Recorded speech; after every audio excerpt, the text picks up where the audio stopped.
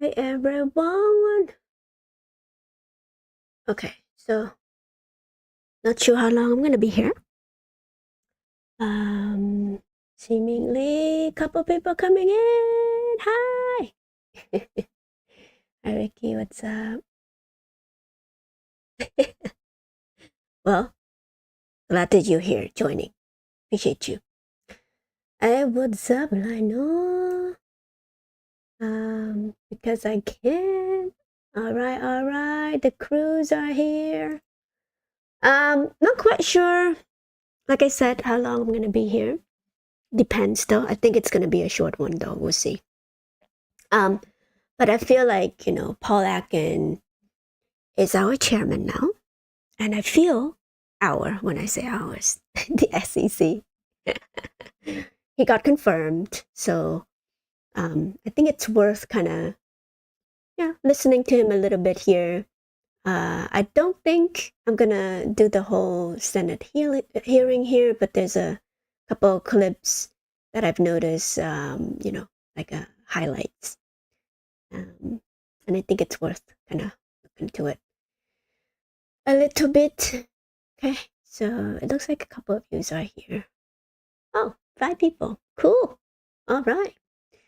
All right, so, but before that, I feel like we should talk about price action for tomorrow, huh?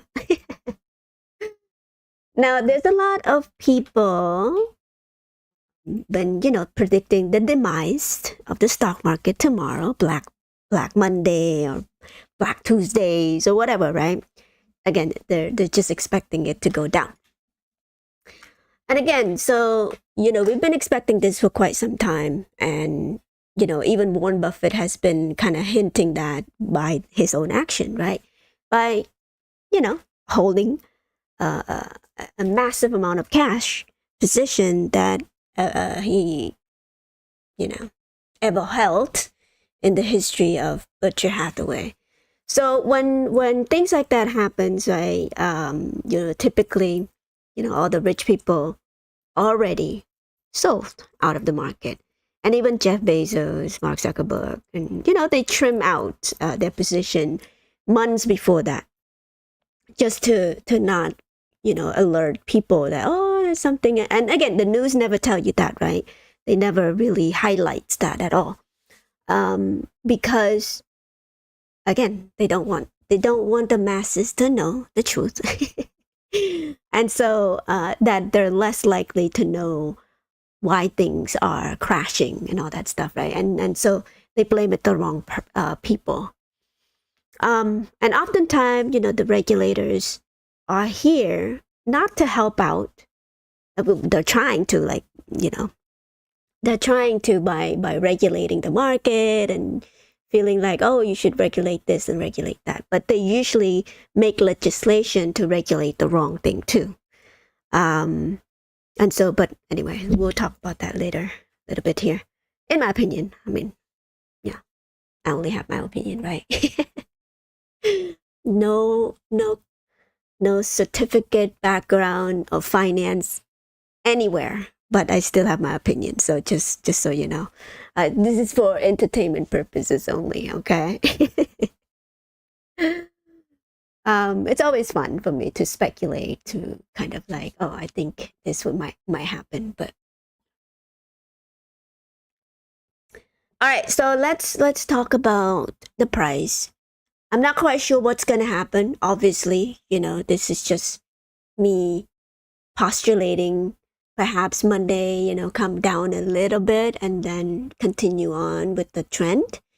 Again, when market panics, right, they're gonna take this opportunity to smack it down too. So currently I don't have any call. I trim it down yesterday, the whole thing. And so I'm ready to buy, a little bit at a time. Typically what I do, I buy one at a time if I want to get into position of calls. And I only buy calls on red days.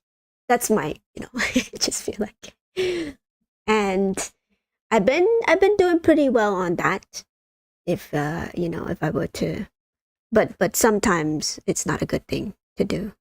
And typically, I give myself some time to buy the call, um, meaning like a long dated call. So April, typically I go maybe 6 months ahead. I try to do the 6 months ahead. If it's too expensive, obviously, I would just do 3 months ahead. So June would have been a good one. I did sell the June yesterday. So for a tiny profit, tiny profit was 40% up. Was a surprise actually, so that's good. But keep in mind, I'm only due, a couple. I'm not like, rolling in a bank over here. But and typically, so too, I tend to buy closer to the strike price, so that the chance of it going up, it's a little bit higher. Even though I know it's if the direction is wrong, if I'm wrong about buying it too early, of course, yeah, sometimes it gets smacked. And yeah, but anyway, so that's just my strategy. I'm always kind of trying to trim my strategy down, or what is it? Trim my strategy down. Always try to find new ways to make the bet better. But again, I'm learning. We'll see. We'll see how that goes. But as far as my long-term bags, I still have those, so I don't mind. Kind of learn to lose a little bit and make a little bit, and to see if I could beat my my long-term SPY and all that stuff. So it's always a learning experience. Anyway, who cares, right? All right. So as far as earnings report, I feel like we're not gonna hear anything until. Hold on, you guys. 1 second. What am I searching here?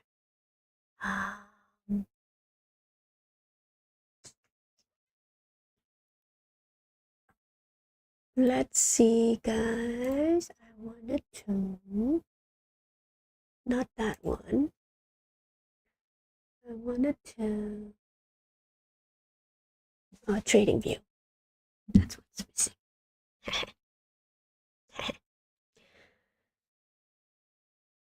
Report attending. All right, thank you. You are in. Yes. Check. Okay, so as far as the earnings for June, I think it's June 25th. Again, this is estimate. And typically the first quarters, it's a bit shorter. Okay. That's why it's like in June rather than July. So that's good. At least, it's not going to be too long until we see something crazy happening. What I would love Ryan or GameStop to do, though, is to announce the buying of Bitcoin before earnings. I think it's gonna help the morale up a little bit. Well, it depends on where Bitcoin is trading at. But I'm still hoping. I'm still hold on. Prepare for the worst, hope for the best type thing. Okay. So of course I always have this price in mind, and also this price in mind. I don't rule anything out completely anymore. I used to. But again, just on my calls and all that stuff. So I don't buy put because I'm afraid of getting blown out every single time, even though, majority of the time the price coming down. But I feel like it's skewed, right? The puts typically is more enticing for people, and it's more incentivized. But again, it's still expensive in terms of buying puts. well, closer to the money anyway. So, but yeah, so the volatility, it's still high if you want to bet on that stuff. It's crazy, you guys. Like I wouldn't want to do it, but of course I'm skewed to the upside, so I'm always biased in that. Okay, and so price action, of course, worst case scenario, like $10 a share. There you go. I mean, but throughout the history of the GME right here, this is the lowest when it comes to the highest it's ever been right here. The history of the company itself is traded at this level. So the fact that we're trading above this is very, very good. Okay, so there you go. And will it ever come down to 16? With the fear, uncertainty, and doubt that is happening in the stock market for this week? Yeah, could possibly. But you have to come down to here first, though. Yeah. But this is a very bullish candle, though. You can't ignore that at all. This is a one-day thing. So, bullish engulfing candle, whatever. And then, but again, like, see, you have this large candle as well, but they could still smack it down over here. But this is before they announce the convertible notes. This is before they announce Bitcoin, right? This is the day in which they were claiming that Ryan Cohen post with Michael Saylor picture, right? So they had some hints over here that we're going to add Bitcoin over here. So again, are they going to smack it down again? Who knows? Who knows, everybody? All right, I think Jimmy will be flying next week. Okay, all right. I'll take you up for that. We have the attention of the Wall Street Bond Friday. Okay, let's go. I wouldn't be mad. Hey, what's up, Jack? KCR, hello. 51 game. All right, so but yeah, I'm always hoping for the best, right? But prepare for the worst type of deal here. There's still economic uncertainty. I mean, if the SPY comes down 5% on Friday, right, and people freak out further because now we don't have plunge protection team anymore. Remember, last administration has plunge protection team. That's not good for the market in general, the health of the market. You cannot just prop up the market by printing money as quickly as possible. You cannot do that just to make yourself feel better, right? Because the market has a way to, to correct themselves based on the supply and demand. And so I think the last administration has been kind of printing money, at least, or advocating for the plunge protection team. And again, they did it openly too to try to prop up the stock market, really not the economy at all. They didn't really fix anything. Main Street still suffer through inflation and all that stuff. So, and to say that, oh, this is going to cause economic calamity through tariffs and all that stuff, it's crazy, you guys. But think about this, okay? They always blame on the wrong thing. And guess what? Tariffs actually works as a negotiation tactic. Don't believe me? Well, look at this. Here, let me show you one thing. What am I doing here? Oops. Try to search for something, you guys. So I post something on my page.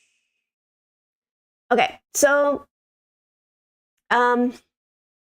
first of all, of course, with his announcement of being the crypto capital of the world, everybody's following, right? So now they're fighting economically in terms of being the top crypto, and to hear that China is now, because remember they were banning it like crazy.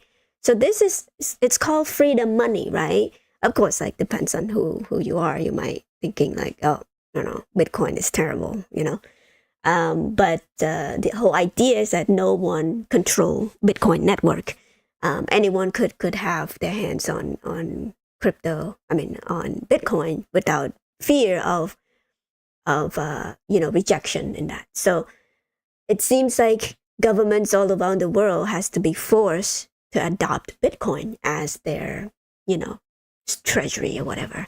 But because Trump, the US right now, where they see the opportunity to go digital, of course they're going to go digital too, right? So copying a lot of things that Trump has been implementing.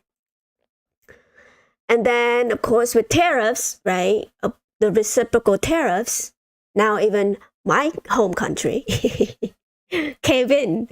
There you go, 5% instead of 35. And why am I happy with that? Well, again, tariffs go to the government, local government. I know what the local government in Cambodia is.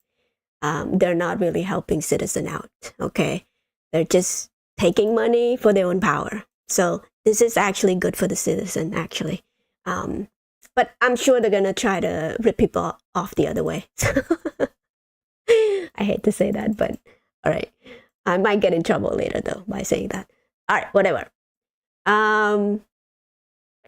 So again, this is good. And Vietnam already announced zero tax from the US. And then now, see, Mexico also kind of not they're not gonna implement the retaliatory tax or tariffs. Sorry. There you go. So this is the way that you are strong arming these these government to get what you want. Call it power, call it effective negotiation tool, because now you hit them with the where it hurts most, right? And these people only care about money. You guys, come on, and you should know that. You should know that. And to try to say that certain things is not like crying immediately. Like who threw a tantrum yesterday? Not yesterday, sorry, Friday. Typically are just like Wall Street type who've never seen their stock portfolio going red ever in their entire life, right? And any slight movement of downside, they're like, oh my God, Meanwhile, people are struggling everywhere. It's like, again, Democrats never used to care about the stock market. I'm telling you, the 10 years of me involving in politics and, again, just listening to politicians and all that stuff, I've never hear Democrats saying, oh, stock market is down, so economy bad. It's always been the Republican, right? But I'm telling you, I'm living in a twilight zone right now where it's like, what is going on? And here is another segment that I didn't show. I forgot to show. And this should open people's eyes. Okay? I'm telling you, this makes my skin crawl. Okay? Again, this is a statistic. Okay? This is numbers. You probably could look it up too. Okay? So think about when the stock market crash, who hurts the most? Okay? The top 10% of Americans own 88% of equities. You hear that? Okay. The top 10% of Americans own 88% of equities. top 10%, okay? They own 80% of the equity. So they've been doing well for the last, what? Oh my goodness, you guys. For the last decades, okay? They've been doing well and they never cry. They never, if anything, they want more, right? They want more for themselves. Like, oh yeah, printing money.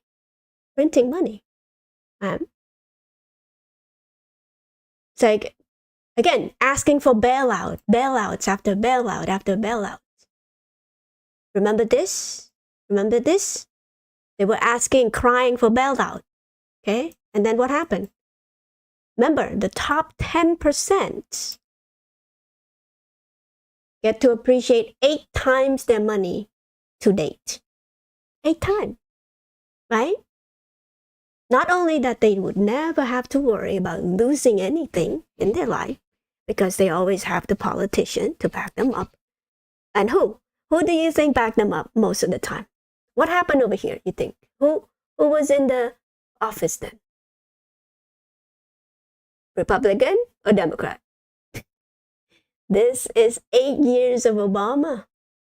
Okay? He bailed the banks out. Okay, remember, $2 trillion.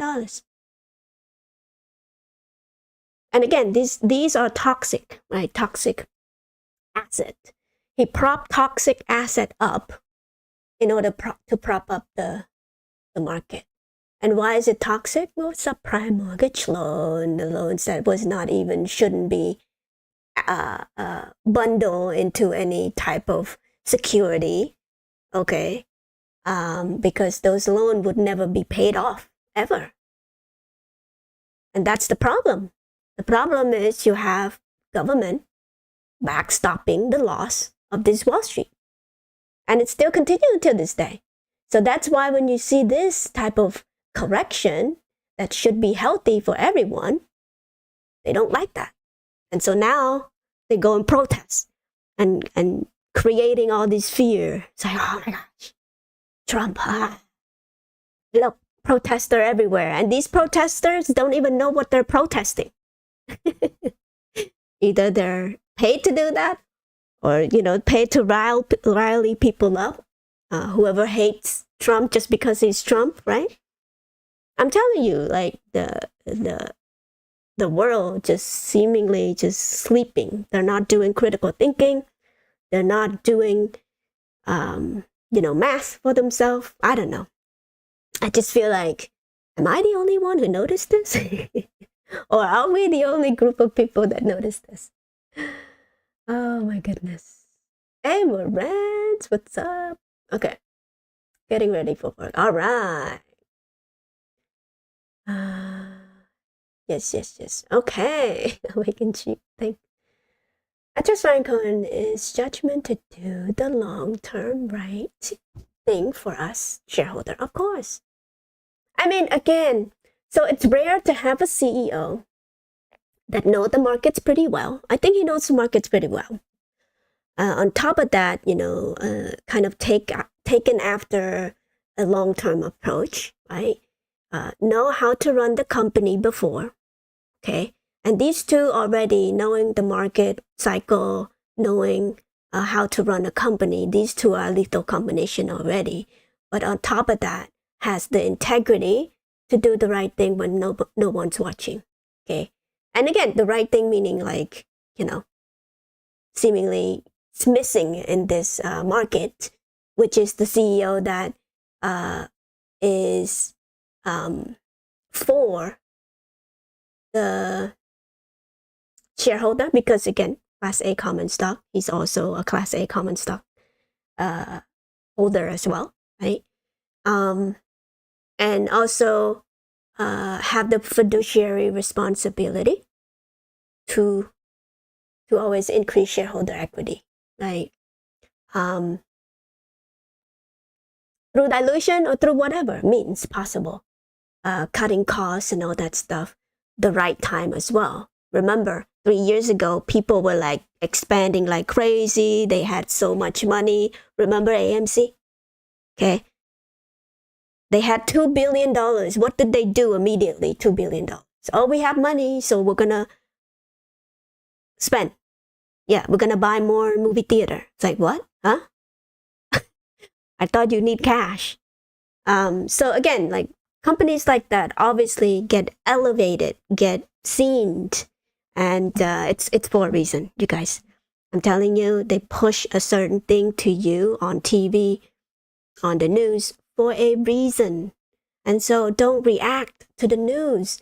Understand what they're trying to get you to do first, then react.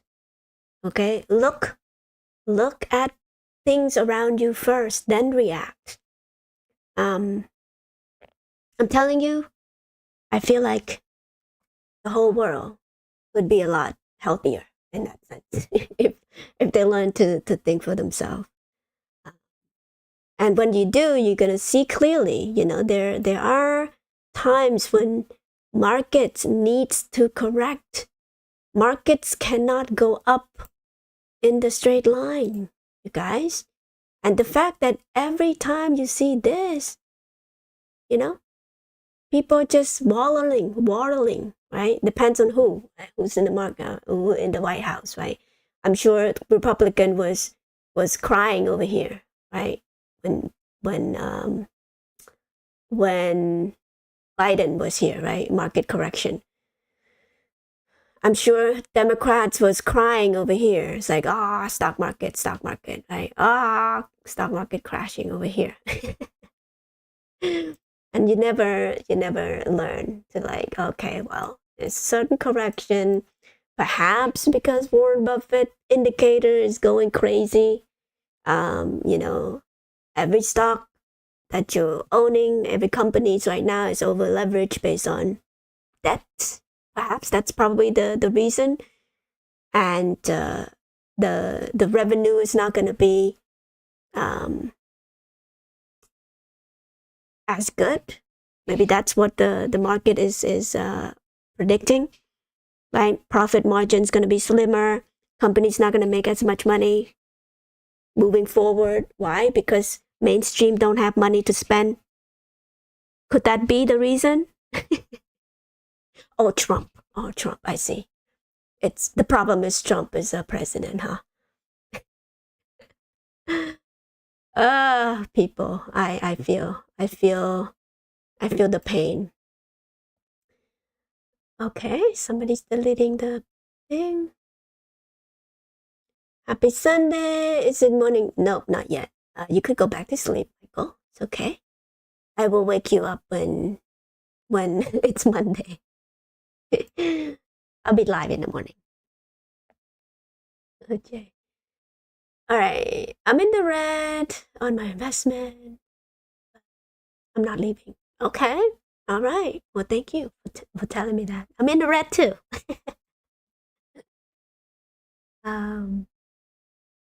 Jimmy will be good long term. The fundamental are just great. Yes, of course. I know, like long term, obviously, it's going to be great, but price fluctuation, short term psychological turmoil. That's it. And yeah, even Monday, like I said, if the price come down even just slightly, you know, don't freak out. It's okay. I mean, really, you get to buy this company at $23? Perhaps you could get it at even higher. Who knows? You know? Whoops. This pops up, but what I'm hoping is that he's going to announce Bitcoin holding at some point, right? I haven't even checked the crypto market. Let's see. Let's check it together here. Last I checked last night, it was kind of down a little bit. Good things coming though, I'm sure. Paul Atkins is pretty crypto. Well, his approach is like less regulation is better for the market. So, you know, let the free market decide, you know, the direction of the market, supply and demand and all that stuff. Now, the reason why these people are freaking out, right, is because they've been kind of screwed up the supply and demand side. the natural supply and demand for the company for quite some time. And it's skewed to the point where they push the supply up so much for a certain stock and then lower the demand for the other stock so much to the point where, you know, any amount of buying pressure, they just push it to that particular stock. And again, this is at will, you guys, and you've seen evidence of it. There's no reason why Qualcomm has to, you know, like aftermarket 20% up aftermarket, and it's already, you know, hundreds of billions of dollars already. Same way with Nvidia, right? It's being pushed up for a reason. You know, typically you don't see any selling pressure until it's too late for people already. I mean, if you look at Nvidia right now, and you could see the crazy swing that people like. I don't see any news. Like, where's the news about Nvidia losing what? Look at this. 40%? 40% in the last 3 months? Nobody crying on TV? And again, this is trillions of dollars. And guess what? Look, there's a gap down here at $30. I'm looking at that too. Like, I think this gap's gonna be filled if it continues. In which case this is actually a good time to buy. Of course, that's what I'm looking. It could be crazy, right? It's gonna be scary AF, but people are not going to be prepared for this. And then they're gonna think, oh my gosh, my life is over, even though they're not even in the market. Remember, there's only 10% of the population that is going to be hurting. But again, hurting in a sense that, okay, if they have so much money, they could wait. They're okay. If they're not leveraging, they're okay. They're sitting pretty. So what if you lose $1 billion? You have $100 billion left, right? Or $13 billion. You know, no amount of human should have $1 billion. I'm telling you, it's crazy. But if you cannot survive on $1 billion asset for a couple of years, I don't think money is your forte. You know, you shouldn't even worry about it anymore. Right? Should just give your money away, like, because, you know, apparently it's too stressful, you know, for these people. I mean, you own 80% of equity. You own 80% of equity, and you're still whining about a downturn. It's ridiculous. See what I mean? Now, the only reason why people are whining, the top 10%, is because they are over leveraging themselves, so they could lose everything. That's the whole reason why these people are so angry. And then also, too, the politicians, right? Elizabeth Warren, whoever, you know, even Bernie Sanders now, like, mad about the stock market coming down. Say, what? Huh? Since when? Since when do you care about the stock market coming down? Ay. But again, fake outrage, right? That's what I hate. I hate people are like just fake outrage something. Makes no sense to me. Okay. I think Larry Chain is also very good. Oh, okay. I think so too. Okay, so yeah. I thought it would be an amazing opportunity, but I still rather, of course. But yeah, I'm eyeing this for sure. I've been looking at this gap and say, oh my gosh, I mean, it could possibly field. That would be a great opportunity there. But I'm keep an eye on it. Possible. If you look at the balance sheets real quick.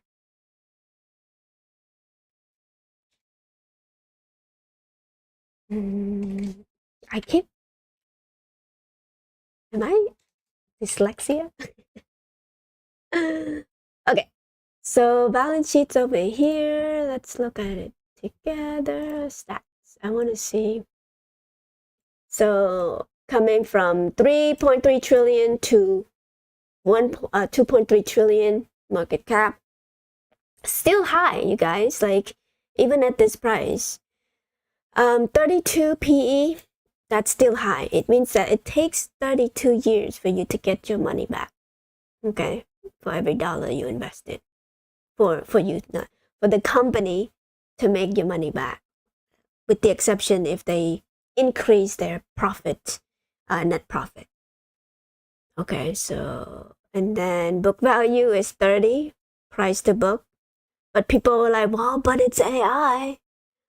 It's AI. You have to, like, this is very, cheap for AI stocks. Like, no, not this one. Not this one. But hey, I mean, you might see the opportunity here. I'm not knocking it, but I'm not touching it yet until the dust settles, right? They have massive profit margin. I get that, but eventually, again, who's gonna be willing to pay for your chip in premium terms all the time? If China could figure out how to do it cheaper, you are in trouble. You know. I mean, if you look at the forecast, right?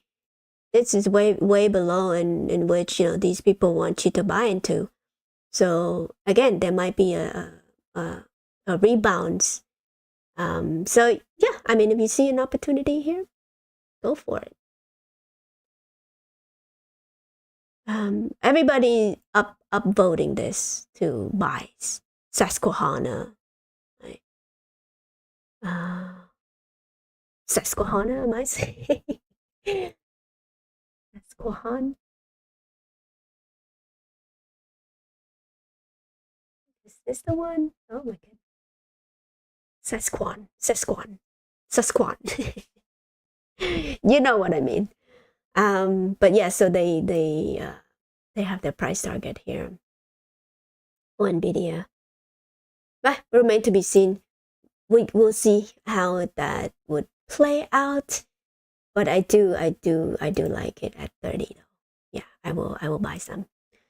And again, this is like an opportunity of a lifetime, right? And this is why it should be corrected, because young people like you and I get to buy companies at a lower price.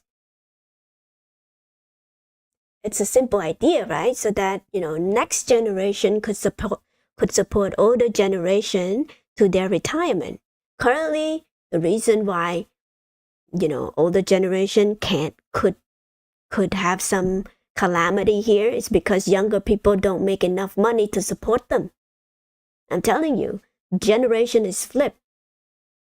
That's why, again, when you get older, hopefully your kids could support you. If not, you're on your own. Sorry. They could barely support themselves. How can they? If you don't set them up for success, good luck. Try to get the next generation to support you in your retirement, right? I'm lucky that I'm into this type of financial stuff, because I'm trying to set myself up for success too. But man, it's difficult, with the jobs and all that stuff. I'm thinking, it's like, really? Will I be able to? But anyway.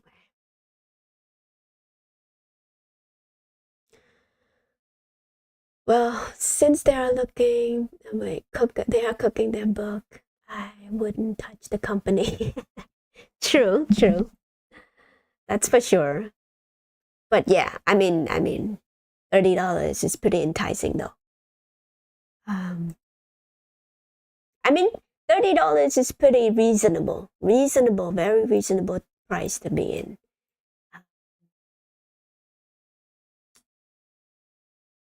I mean, $20. That'd be crazy, right? How far would that be?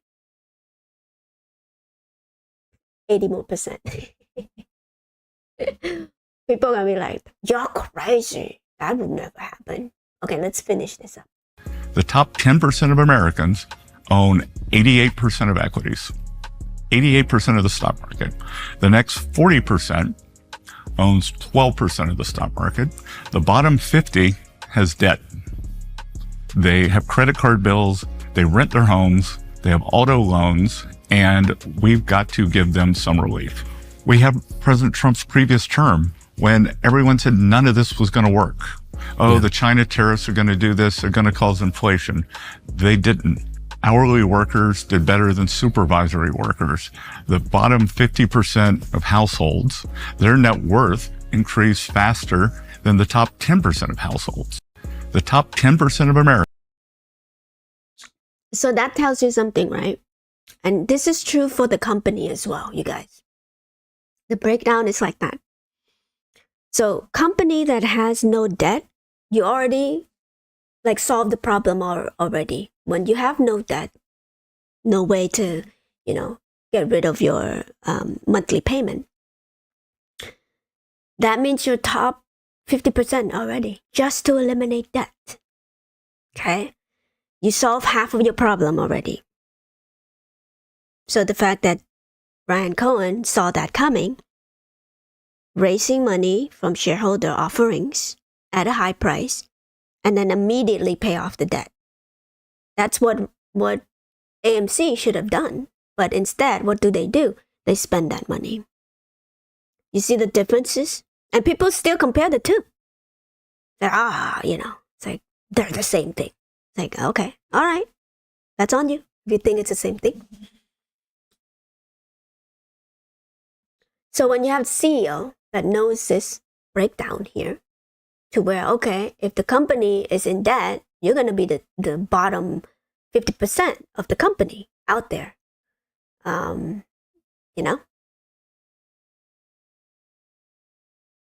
That's not a place to be. Especially when you have the ability to raise money to this extent and you don't take advantage of that. And again, taking advantage of meaning that since people have high demands for your stock, right? Because they're willing to give you that money for whatever reason, right? Because they love your stock. They love the leadership. They want to squeeze somebody, right? Again, whatever reason that you got yourself into GME, Ryan Cohen took that opportunity to raise money, yes, dilution, but for the good of the company later on. He did not raise money to spend it willy-nilly in order to, better his own personal life. No. And screw shareholder. No. I mean, look at the shareholder equity. You would understand that every dilution that is done, it's done smart in the sense that it's increasing shareholder equity. And it happens every time. So even with this debt convertible note that we just did, it's going to increase shareholder equity asset. Hopefully, Bitcoin is going to do wild thing, right? Which I think it's going to do. Everyone around the world is doing it. If China is doing it, come on, you guys. You don't see how big this is? It's big. So that's good. Okay, and as far as tariffs, it's going to solve itself. Look, every other country is going to drop the tariffs. So that's going to put money into consumer.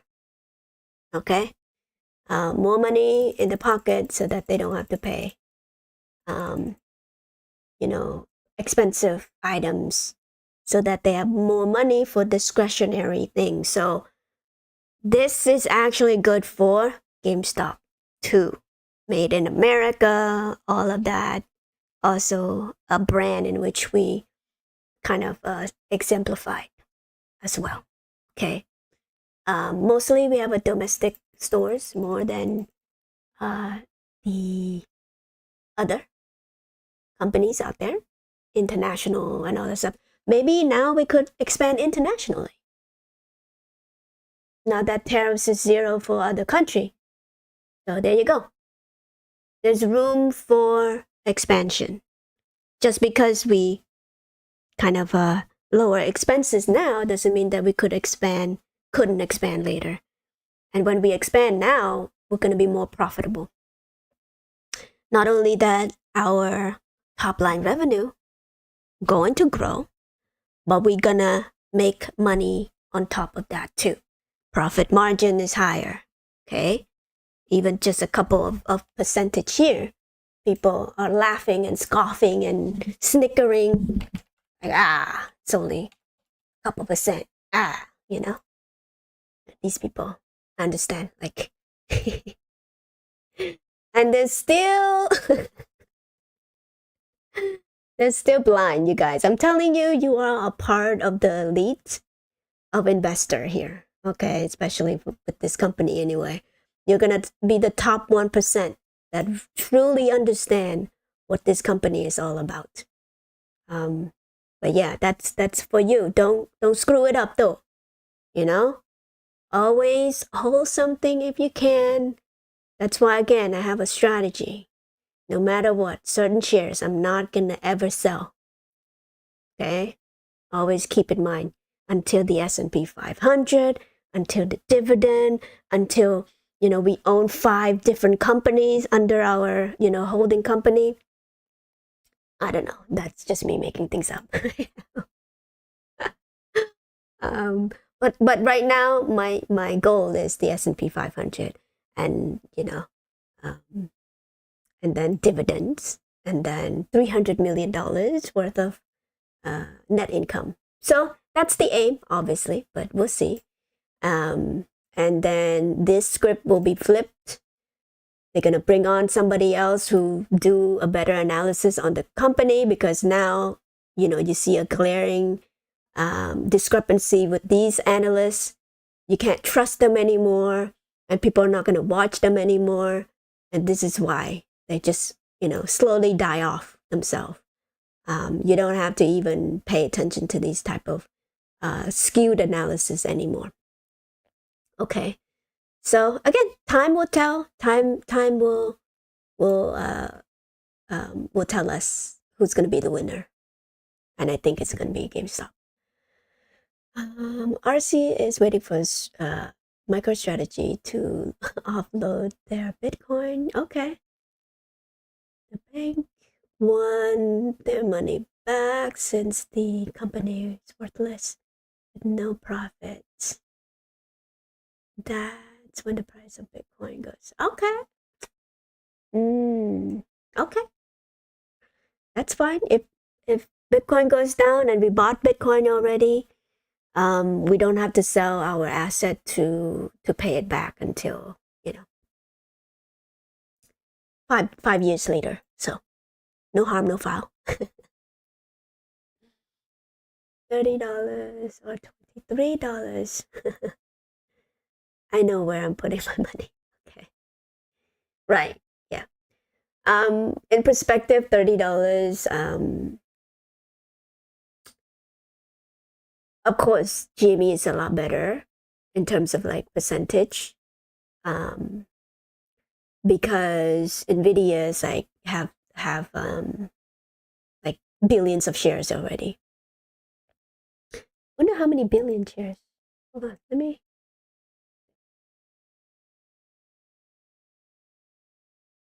The float. I'm looking for the float. Oh, what? I thought it was like 2 billion. Like 20 times worse than I thought. 24 billion shares? Oh my goodness. This is disgusting. Wow. All right. Not even $30 a share. Oh man, this is crazy. Okay. Vietnam dropped the tariffs too. Yeah, I saw that one yesterday, I think. Yeah, so again, this is a tactic, right? A negotiation tactic. His goal is to make Canada to be the 51 state. I don't know. Again, some Canadian wanted that to happen. I know I have to wait to ask Sharon if she's agree with that sentiment. Yeah, it'd be great, right, to have Canadian friends merging with us. Nvidia and Apple insiders sold their shares Of course, they've been hinting that, but the news don't tell you that though. You know, the news would give you these bullcrap segment over here. Let me see if I just saw a video right here. Let's listen to this guy. I know this guy is very bearish on GME. Every time GME comes up, right? They always like that.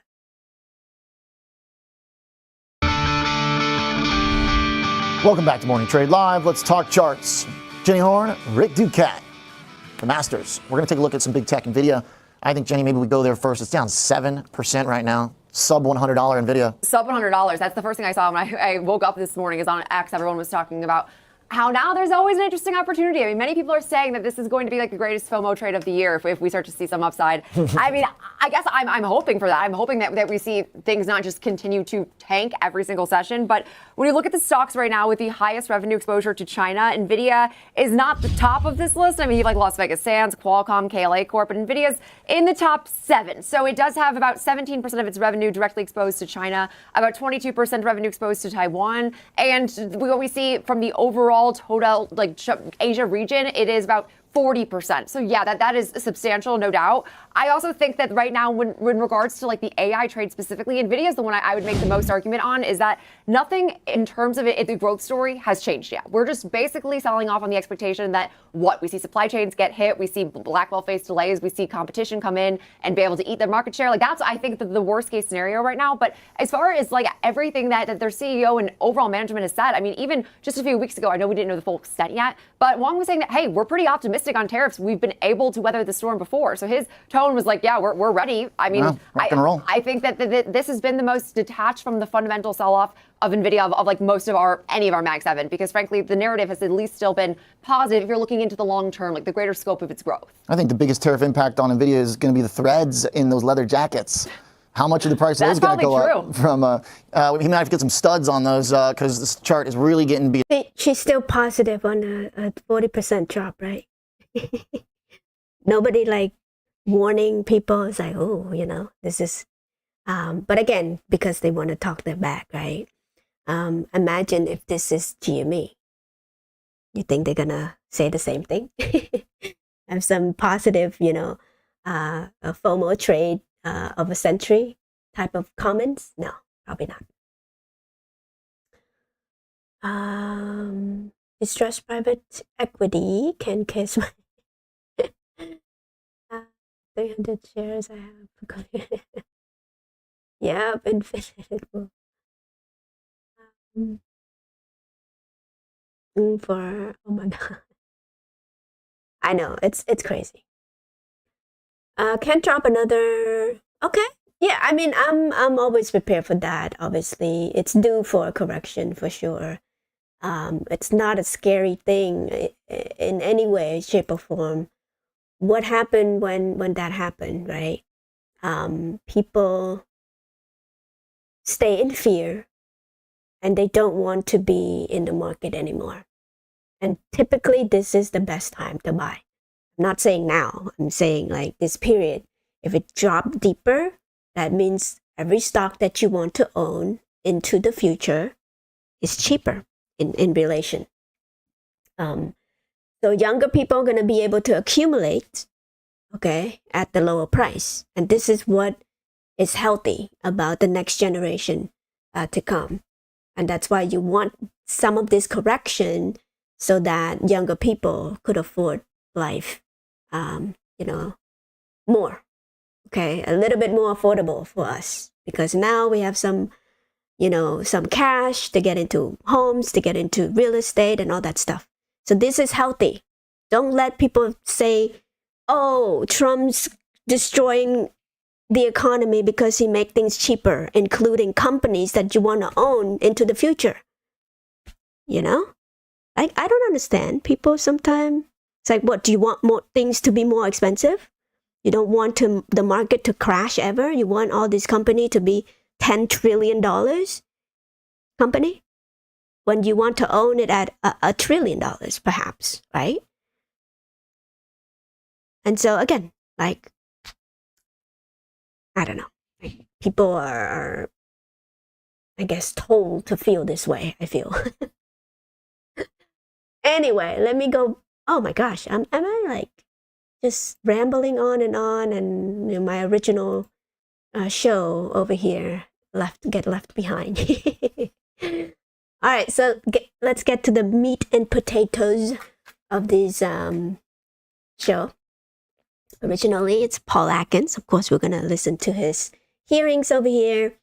Now, this is Elizabeth Warren. I used to like her a lot, but then she played the politics. She tried to make Bernie looks like a sexist thing, right? Make some sexist comment, like, oh, he's a sexist. It's like, what? Huh? What? Because again, she was running against him, right? So there's no integrity in my opinion to say that about Bernie, because I didn't felt that he was sexist at the time. And so again, that's how I kind of lost respect for Warren, and then I lost respect for Bernie later on, like this year, with Tulsi Gabbard thing. But again, I don't know. These figures, when I follow them, they seemingly a good person, but then you find out later it's like, really, this is what they're into. And then, so who knows? Maybe Brian Cohen's gonna disappoint me one day. As if now, not yet. He's doing the right thing, so I'm always open to that surprise later on, but we'll see. All right, so let's listen in. This one is about the 2008-2009 housing crisis, and apparently Paul Atkins was overseeing that particular time. Was a commissioner. There's 5 of them apparently, but the rule has to be agreed upon with the rest of them. I guess 5 votes or something, and they vote to regulate or deregulate or not regulate, whatever, right, at the time. So it's worth listening to, I feel, to see where his head is at. So, Mr. Atkins, you served as an SEC commissioner from 2002 to 2008, the lead up to the 2008 financial crash that crashed the markets, cost 10 million families their homes, and cost millions more their jobs. Your job was to spot and head off risks that were building up in financial markets, but you showed staggeringly bad judgment. I just have a few examples since we're limited on time. In 2004, when Lehman Brothers and Bear Stearns asked the SEC to allow them to reduce their capital buffer by 40%, you said yes and voted to weaken the rules on investment banks. In August of 2007, after what was then, quote, the worst week for the American stock market in nearly 50 years, or 5 years, you bragged that, quote, principles of regulatory restraint have been affirmed as the market has continued to demonstrate a capacity to minimize and absorb systemic risk. Worst week, and you said, great, it shows how, as the market has continued to demonstrate a capacity to minimize and absorb systemic risk. Worst week, and you said, great, it shows how strong we are. And then days after Bear Stearns' collapse in March of 2008, you made fun of people who thought we needed stronger financial regulations, claiming they were, quote, wallowing in a period of irrational pessimism. And you said that, quote, regulators must not stand in the way of investors and market participants sorting this situation out. Yeah, it sorted itself out with the biggest crash since the Great Depression. So, simple question, Mr. Atkins, were you wrong? Senator Warren, there are many, as we saw on the Congressional Oversight Panel for TARP, there were many causes for the problems there with that subprime mortgage crisis. Yeah, but I'm asking about whether you were wrong about deregulation. No, I don't believe so. I think that was. Well, both the SEC Inspector General and the Bipartisan Financial Crisis Inquiry Commission said that the SEC's deregulation of investment banks contributed to the crisis. If you haven't done it yet, I recommend that you read this, Mr. Atkins. Look, this job is about judgment. And holding up on your resume that you were one of the people on the job to exercise judgment in the run-up to the biggest crash since the Great Depression, and now your hindsight is not 20/20, it's 20/0. You still say that weakening those regulations didn't have anything to do with that crash.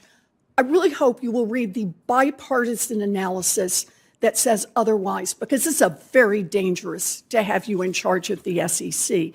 Now, one of my other top concerns about your nomination, Mr. Atkins, is that your judgment will be influenced by more than an objective assessment of the data in front of you. After your stint as an SEC commissioner, you founded a consulting firm called Potomac Global Partners. Potomac counts every kind of financial firm subject to the SEC's rules among its clients: banks, asset managers, brokers, exchanges, fintechs, and crypto companies. Your clients pay you north of $1,200 an hour for advice on how to influence regulators like the SEC. And if you're confirmed, you will be in a prime spot to deliver for all those clients who've been paying you millions of dollars for years. So, Mr. Atkins, given how breathtaking your financial conflicts of interest are, I sent you a letter requesting that you commit to a higher standard of government ethics. Slow down the revolving door here. Several major financial regulators in the previous administration agreed to these higher standards, but you sent me a response 10 minutes before this hearing started saying, no, you think you've done enough. That is deeply concerning to me. But let's focus on just getting one thing straight. Your consulting company is estimated to be worth about $50 million. Will you at least disclose, you've said that you will sell it if you are confirmed, will you disclose who the buyers are and how much they pay so that we can make certain that these are not people who are just buying access to the future chair of the SEC? Senator Warren, I have abided by the Office of Government Ethics. I have a question about selling Potomac Partners. It's an easy yes or no. I will abide by the process. So is that a no? You're not going to tell us who you sell it to and how much money you get to people who will have business in front of the SEC. You know, some people might call that a pre-bribe. What? That was it?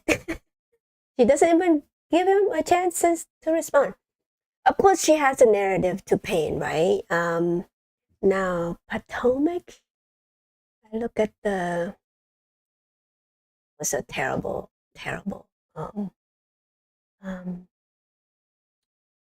hearing. Okay, hold on. Let me try to find that spot in this here. Blue collar. Because she didn't give him a right here. Snap your W-2 and file your taxes 100% free. Plus, get your biggest refund. File free. This to the future chair of the SEC. Senator Warren, I have abided by the Office of Government Ethics. I have a question about selling Potomac Partners. It's an easy yes or no. I will abide by the process. So is that a no? You're not going to tell us who you sell it to and how much money you get to people who will have business in front of the SEC. You know, some people might call that a pre-bribe. Thank you, Mr. Chairman. Mr. Tillis. Thank you, Mr. Chairman. Mr. Atkins, I want to give you a chance to respond to that. I actually think that the 2008 crisis had many root causes. You got a minute to explain that. Well, thank you, Senator Tillis. You're right, exactly. It does. And if you read these reports that came out that Senator Warren referenced, you see the whole panoply of it. But what really troubles me is that Congress still has yet to address the real root cause, and that was the subprime mortgage crisis caused by Fannie Mae and Freddie Mac and their activities. And how did that happen? What was the root cause of that? Well, they basically threw caution to the wind. And when we talk about regulation, those two agencies, really stoked the fires, and then the Fed. And I mean, it's. I think in some respects, we led certain consumers to the slaughter by as a result of our inaction. I'm glad to see you agree with that. Okay, I gave you a minute. Mr. Pettit, there are some people who have suggested that Senate Bill 2155 and regulatory tailoring was the reason why Silicon Valley Bank failed. I, for one, think that Senate Bill 2155 needs to be re-implemented. I believe Silicon Valley Bank failed because they had unique activities that you can't find, maybe with the exception of one or two banks that were doing what they were doing. It was their risk portfolio. Tell me a little bit about how and Mr. Gould, I want you to chime in after Mr. Pettit, but tell me what we should be doing with respect to recovering from Silicon Valley Bank's failure, and to what extent should we use Senate Bill 2155 to provide the kind of relief and regulatory framework that small community banks and smaller banks need. Mr. Gould, you can follow just after Mr. Pettit. Thank you, Senator. SVB's failure was a managerial and supervisory failure, not a regulatory or legislative one. And I think what it should inform us is to reassess the resource deployment that these on-site teams have been engaged in. No part of 2155 instructed SVB to assign SVB's regulators to assign the highest liquidity ratings to the firm. Do you agree with me that the examiners on that account should be fired? It was just malpractice, and you can keep on, but I want you to cover that too. Yeah, absolutely. So they were asleep at the wheel, full stop. And I think they not only did they rate SVB's liquidity at the highest rating, they overlooked their internal liquidity stress test failures at the firm. Not to mention all the outstanding MRIAs and everything else that the supervisors just chose not to really press, I guess. Yes, sir. That's the lesson we should be taking, and we should be reassessing how these on-site teams engage in their supervision on a day-to-day basis. Thank you, Mr. Gould. I agree with Mr. Pettit's comments. I would note just generally, sir, and this is one of the reasons why I think we really need to focus on improving bank supervision, is that there seems to have just been a failure to focus on the material financial risks embedded with that bank's balance sheet and its unique business model. I mean, this is risk management 101, and the fact that it was overlooked by both the California regulator and the San Francisco Fed, is really deeply disturbing, Senator. I want to talk briefly with you in my time remaining having to do with reputational risk. I was pleased to see that acting Comptroller Hood struck all references to reputational risk from the OCC's respective handbooks on bank supervision and large bank supervision. Will you commit that no future guidance, directives, whether formal or informal, exist at the OCC related to reputational risk from SR 20 or 9551? Yes, sir. I think too often reputation risk is used as a pretext for other motives. And I think the regulators have at their disposal other forms of more easily quantifiable and just better understood, more precise, more objective terms, including litigation risk, BSA, AML compliance risk. I think it is rich to think that some government examiner or supervisor could go into a publicly traded banking institution and judge what they think their activities are appropriate or not appropriate based on reputational risk. Reputational risk is foundational to an organization's reputation and longevity. And to think that somebody from the outside should be guessing that is just absurd to me. It really strikes me as somebody who's probably never worked a day in business. So I appreciate your answer. Mr. Molinaro, I'm out of time. I just want to let you and all of you know I look forward to supporting your confirmations. And to the two former staffers, you got a big fan club here on Capitol Hill. Thank you. I ask unanimous consent to enter into the record letters from Mr. Atkins regarding his compliance with all necessary ethics requirements. Without objection, so ordered. Senator Van Hollen. Thank you, Mr. Chairman. And Okay, so that was a long one. I thought it was, I haven't seen the whole thing. But in regard to what Warren was talking about, and he didn't, I mean, she didn't even give him a chance to answer the full. I was hoping that he would be able to answer about subprime mortgage loan, because that was important, right? Because that was the accusation that he was responsible for overseeing that, and therefore stock market crash, without even giving a thought that the reason why that was happening was because the Congress didn't even define what was the risk, and till this day they didn't even acknowledge that it was the problem. It was not because of the regulation per se. It was more like the risk. It's like leverage, on the people who thought they were investing in something that was sound, but they didn't. They were putting money in something that they thought safe was, mortgage was the pretty safe thing. And when it's bundled into a security that people could buy and sell, that was the problem. At a premium too, right? And so, a lot of people make money on it, but there are also a lot of people who lost their money. And typically it was the Main Street that lost the money at that time, lost their home and all that stuff. And so she's blame it on him, just on that. While the problem is a lot more complicated than that. And why wasn't anyone going to jail for that? None. Right? So that's the bigger problem. It's not even a reputational risk per se. So as a result of that, you got JP Morgan now being the biggest bank ever because of that. Now you have too big to fails, and which make things worse since then. So, she doesn't take the responsibility that Congress has the utmost power to, utmost power, depends on who voted for that too, right?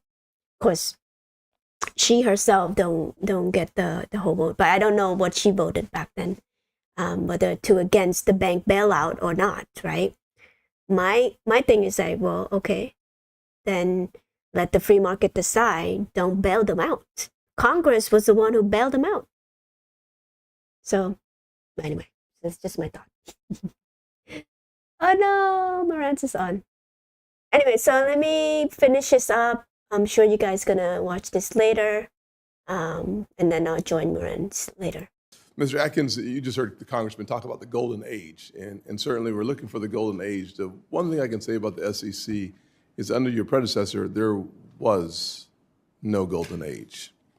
The SEC suffered a series of damaging losses as an agency. It saw multiple rulemakings overturned in court, had staff attorneys sanctioned for gross abuse of their power by a federal judge in the debt box case, and experienced its highest attrition rate in over a decade.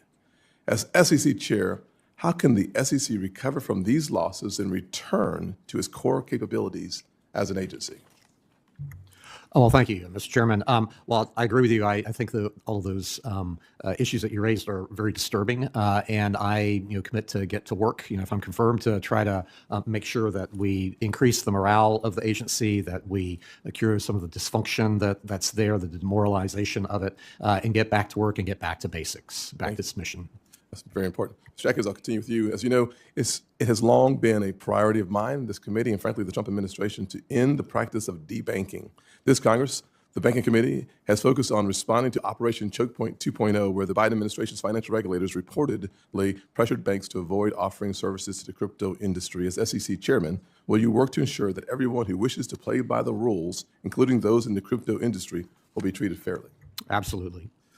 Mr. Gould, a few weeks ago, I introduced the FIRM Act, which would eliminate reputational risk from the consideration in bank examination. And 2 weeks ago, that bill passed out of this committee.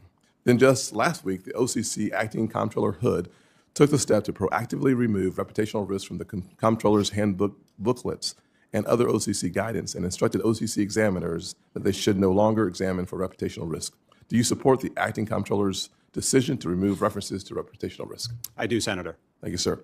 If confirmed, what other steps would you take, if any, to end debanking and, more generally, the politicization of federal banking agencies? Senator, thank you very much for that question. I think it is unacceptable for banks or regulators to discriminate on customers on the basis of the customer's politics or religion, or the mere fact that they are engaged in a lawful activity that is, for whatever reason, politically disfavored. So I applaud the committee's efforts to shine a spotlight on what has been going on for a while. These are issues, Senator, with which I have been working since 2018 when I was a lawyer for this committee. And I commit, Senator, to you and to the committee to continue to support your oversight efforts, as well as to use the OCC's full powers, consistent with its statutory mission with law, to do whatever I can, if confirmed, to shine a spotlight on these activities and ensure that they are not allowed within the banking system. Thank you very much. One last question for you. As a top priority for me, this committee, and the Trump administration to foster digital asset innovation so that the U.S. can become the crypto capital of the world. In rescinding Interpretive Letter 1179, Acting Comptroller Hood took a crucial step in rolling back guidance at the OCC that limited crypto companies' access to the U.S. banking system. Are you supportive of this effort to foster innovation in the U.S.? And if confirmed as Comptroller, what role do you envision the OCC continuing to play in allowing digital asset innovation? Thank you for the question, Senator. I believe that many of these activities are clearly legally permissible, and I would hope, if confirmed as Comptroller, to engage on the hard work of determining ways constructively in which these activities that are lawful can be done within the system in a safe and sound fashion. I would hope that over the last 4 years, the agency, that is the OCC, Senator, has gotten some experience with respect to these assets, and so we'll be prepared to ensure supervision in a safe and sound manner going forward. Thank you very much. It's been 2 years since that disaster. All right. So that was important because I feel like the crypto were kind of like into crypto too, with Jimmy going into Bitcoin and all that stuff. So it's really nice to see that these acting chairs are going to be pro crypto and are not going to hinder on innovation. And you already see lawsuits being dropped and not being a hindrance to that type of innovation anymore, which means that GME could technically build on those innovation as well. Again, this is all about business, right? If you could build something that people love to use, and find ways to provide services to gamers, to whatever, right? You need something that are fast, reliable, providing ways for people to play or own their own digital asset rather than, having them stripped away because some company went bankrupt or they just don't decide to use that game anymore, right? Because again, that's the pain point that we've been kind of trying to solve is physical is no longer a thing and digital world is about to gobble everything up. But I would, it's not going to be anytime soon though, so long as the blockchain world hasn't been developed to the max to where you could own your digital copy of, whatever game you're playing, and could typically resell it too. So that's the whole use case for, Web3 gaming system in which, you could play online. And if you want to resell that copy, you can.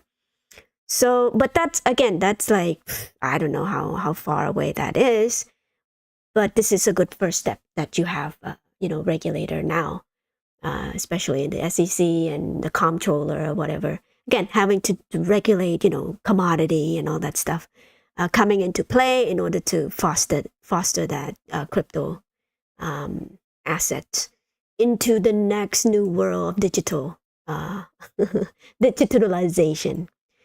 And again, perhaps this is the reason why you see cryptos kind of go down in price right now, because again, institution wants to get into crypto. Simple, right? When you want to buy something in a large quantity, you want the price to come down. So you cause fear, you cause chaos, you cause everything that has to do with, seemingly will bring the price down because of the fear in and of itself. So that's why when there's fear, you buy people's fear. And if you have the money to do that, which GME does, you could set yourself up for the next, when the dust settle, you are going to be the top company that own most of these assets, right? So hopefully GME is going to buy some Bitcoin and adding more to the balance sheets, more than the $1.5 billion that we have, and went a little bit more heavy, so maybe $3 billion worth. I want them to do all six. I'm a bit aggressive on that too. So anyway, so I'll let you guys go. I am sure you guys are on Moran's channels right now.